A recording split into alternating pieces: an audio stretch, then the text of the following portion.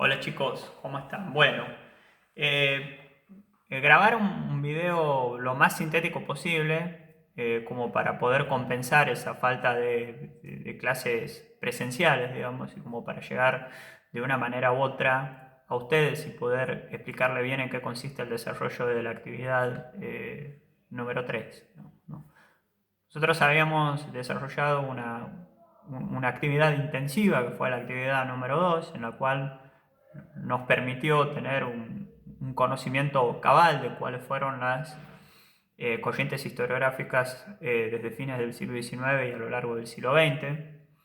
En el video trabajado conjuntamente con el material de lectura, ustedes pudieron observar estas variantes historiográficas que surgieron durante este periodo, digamos, paradigmas historiográficos, hablando claro y concreto. El primero es el positivismo y después, durante el periodo de entreguerras, saben muy bien ustedes que surgen tres paradigmas que fueron dominantes durante prácticamente desde 1930 hasta 1970.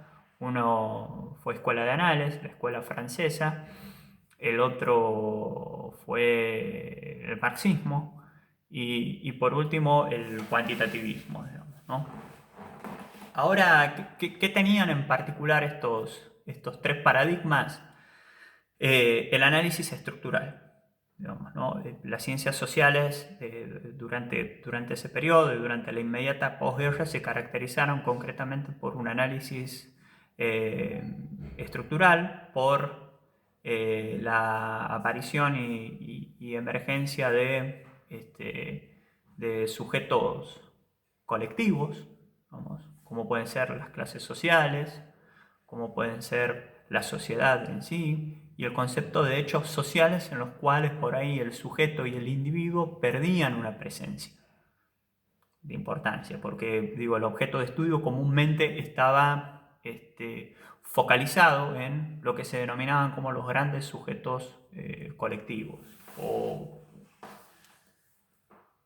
Esto caracteriza a las tres corrientes por igual, digamos, o a los tres paradigmas por igual. Al marxismo, donde la lucha de clases y las clases sociales toman una relevancia muy importante como actor colectivo, como sujeto colectivo. Y bueno, después las distintas variantes del estructuralismo que pasan a analizar, quiero decir, las distintas variantes del cuantitativismo que pasan a analizar la estructura económica a través de distintos modelos matemáticos, a través de distintos modelos estadísticos.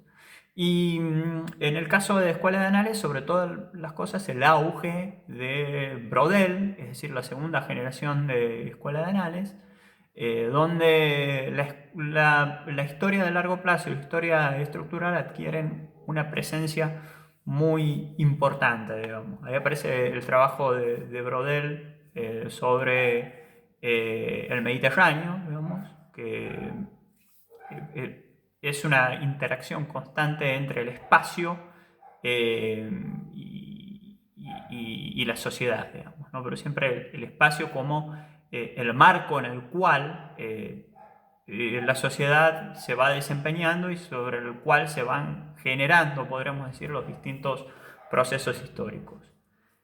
¿Qué pasa en el 70? Digamos, ustedes ya habían observado que en el 70 se produce una fuerte crítica a esta noción de ciencia, a esta noción de verdad, a la noción del paradigma estructural, y esta reacción proviene de la posmodernidad, del giro lingüístico, del postestructuralismo que comienza a generar una crítica muy fuerte a las ciencias sociales en general y sobre todas las cosas particularmente al campo historiográfico. Por lo tanto, el campo historiográfico debe reacomodarse nuevamente, debe ayornarse, podríamos decir, a los nuevos tiempos y a los nuevos debates que se van generando hacia adentro de las ciencias sociales. Y comienza, podríamos decir, a generar lo que Aróstegui denomina como modelos historiográficos, digo, para diferenciarlo del concepto de paradigma, porque el concepto de paradigma evidentemente está en crisis, digamos, hay una crisis paradigmática, no hay un paradigma dominante ya como lo ha sido los tres grandes paradigmas estos que habían caracterizado a la historia durante 1930 y durante 1970. Entonces, estos modelos historiográficos comienzan a desarrollarse puntualmente en Europa. Uno de los primeros que vamos a tratar nosotros es la microhistoria, un modelo historiográfico que se desarrolla puntualmente en Italia, o que su núcleo renovador aparece en concreto en Italia, con un historiador que se llama Carlos Gisburg, y que escribe un texto que por aquí lo tengo, un libro que por aquí lo tengo, que es El queso y los gusanos, que es la historia de Menocchio, del molinero Menocchio. Y El queso y los gusanos de Carlos Gisburg, que es podríamos decir el primer manifiesto de microhistoria, que aparece en el contexto de la década del 70. Es un trabajo sumamente innovador, digamos. Comienza a plantear aquí una vuelta a la noción de sujeto, digamos, ¿no? Por sobre esa idea de estructura que había primado, podríamos decir, durante la época de los tres grandes paradigmas. Por eso justamente que desarrolla un estudio muy intensivo del material documental, un análisis muy intensivo del personaje o del individuo, que en este caso era Menocchio, reduce la escala de análisis, eso es lo que plantea el paradigma quiero decir, el modelo historiográfico de la microhistoria. ¿Para qué? Para poder rescatar, digamos, desde el sujeto y desde el análisis del sujeto individualizante o desde las particularidades, poder enriquecer procesos de tipo más amplio o macro procesos, digamos, que se constituyen a nivel de las generalidades, digamos, de aspectos o de explicaciones de mayor amplitud. En la actividad número 3, nosotros vamos a tratar de abordar este modelo historiográfico, pero contextualizando a experiencias más cercanas a las nuestras, ¿no? Quiero decir, porque este modelo historiográfico de la microhistoria después fue desarrollado en otras experiencias, en otros contextos y en otros países o en terrenos o en territorios fuera del territorio o del contexto italiano, digamos, ¿no?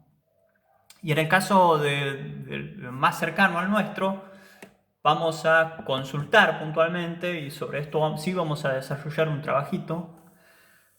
Vamos a consultar un trabajo que son las Salamancas de Lorenza, ¿no? Las Salamancas de Lorenza es un texto escrito por la historiadora Judith Faberman, y es un análisis sobre la magia, hechicería y curanderismo en el Tucumán colonial. Este trabajo también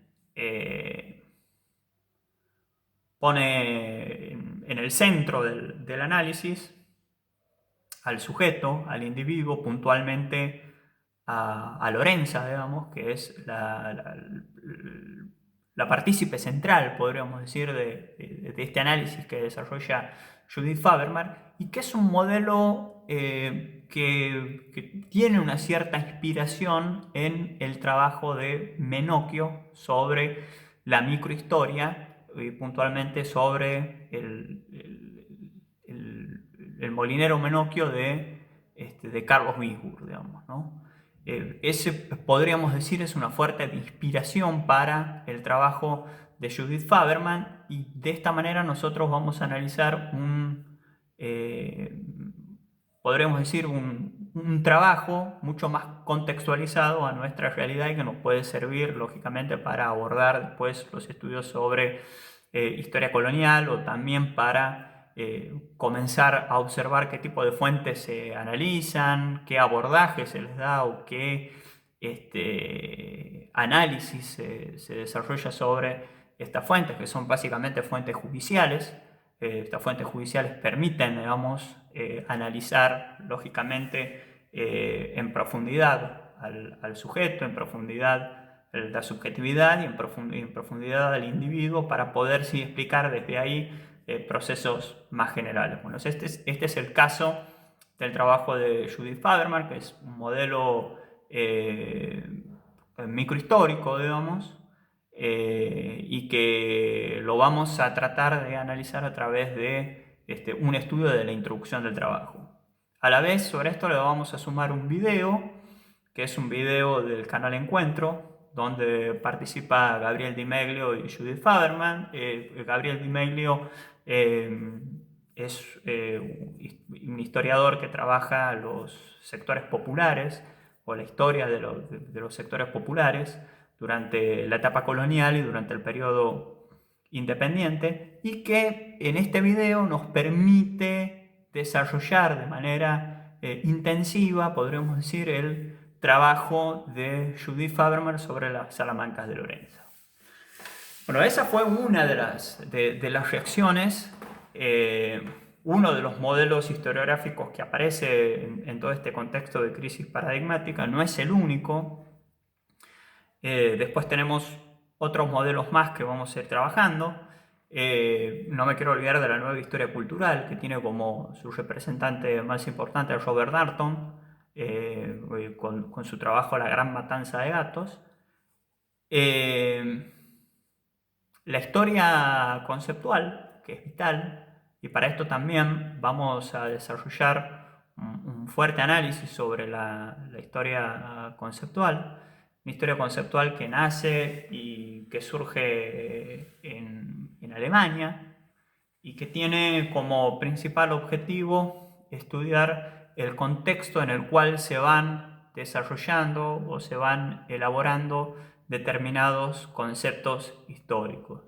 Para esto vamos a utilizar también una entrevista a Di Meglio sobre la importancia donde rescata, podríamos decir, la importancia de la historia conceptual, y también vamos a analizar algunos videos de Noemí Goldman. Noemí Goldman es una historiadora que trabaja, digamos, los conceptos en el contexto de la Revolución de Mayo, o sea, el concepto de soberanía, el concepto de pueblo, el concepto de nación, y qué acepciones tienen en un determinado proceso histórico estos contextos, ¿no? Este modelo historiográfico que surge en Alemania y cuyo representante es Koselleck, digamos, ¿no? Y desde esta experiencia alemana de la historia conceptual, después también comienzan a desarrollarse trabajos mucho más cercanos o mucho más contextualizados a nuestras experiencias, como es el caso de la experiencia argentina, digamos. Y por último, me gustaría rescatar la historia del tiempo presente, que es otro de los modelos historiográficos que surgen y que tiene una fuerte presencia hoy por hoy en la producción historiográfica y en el mundo académico. Esta historia del tiempo presente que se comienza a desarrollar en Francia, pero que también se desarrolla muchísimo en Alemania, justamente vinculada con la problemática de la memoria, la problemática del Holocausto y de la Segunda Guerra Mundial en Europa, pero que en Argentina también tiene una fuerte presencia vinculada, digamos, a los casos por ahí traumáticos que vivió la sociedad argentina, sobre todas las cosas durante la última dictadura militar, ¿no? Estos trabajos de historia de tiempo presente, historia reciente o historia de la memoria permiten justamente rescatar la memoria histórica de los sujetos colectivos o de los individuos respecto a experiencias, como habíamos dicho, experiencias traumáticas que les toca vivir a la sociedad en sí. Este es otro trabajo que vamos a rescatar, digamos. Más que trabajo, digo, otro modelo historiográfico que vamos a rescatar y lo vamos a trabajar en profundidad también con distintos videos y distintos apoyos audiovisuales, como también materiales de lectura, digamos. Entonces, esta es la propuesta que nosotros buscamos desarrollar durante este tramo final, podríamos decir, el cursado de este seminario que se denomina como Corrientes Historiográficas Contemporáneas, y la posibilidad de que ustedes, bueno, puedan tener un conocimiento de cuáles son las variantes y los modelos historiográficos que están en boga en la actualidad, digamos, pero que tuvieron, podríamos decir, su fuente de inspiración en trabajos que se desarrollaron durante la década del 70 o durante la década del 80 y que tienen una fuerte presencia todavía en la producción historiográfica y que son evidentemente modelos historiográficos ya consolidados, podríamos decir, en el escenario o en el campo de la historiografía. Así que bueno, los invito a que trabajemos de esta manera. Yo voy a ir formateando las clases conjuntamente con las actividades. Ya están subida la número 3 sobre microhistoria, sobre historia sociocultural y vamos a ir de esta manera subiendo las otras dos clases sobre historia de tiempo presente, historia conceptual, digamos, para poder cerrar de esta manera, ir cerrando de esta manera el seminario de corrientes historiográficas eh, contemporáneas, digamos, ¿no? Bueno, estamos en contacto. Cualquier duda, vamos a habilitar también un foro de trabajo para poder canalizar los distintos interrogantes o las distintas dudas que tengan. Bueno, saludos y que tengan un excelente cursado.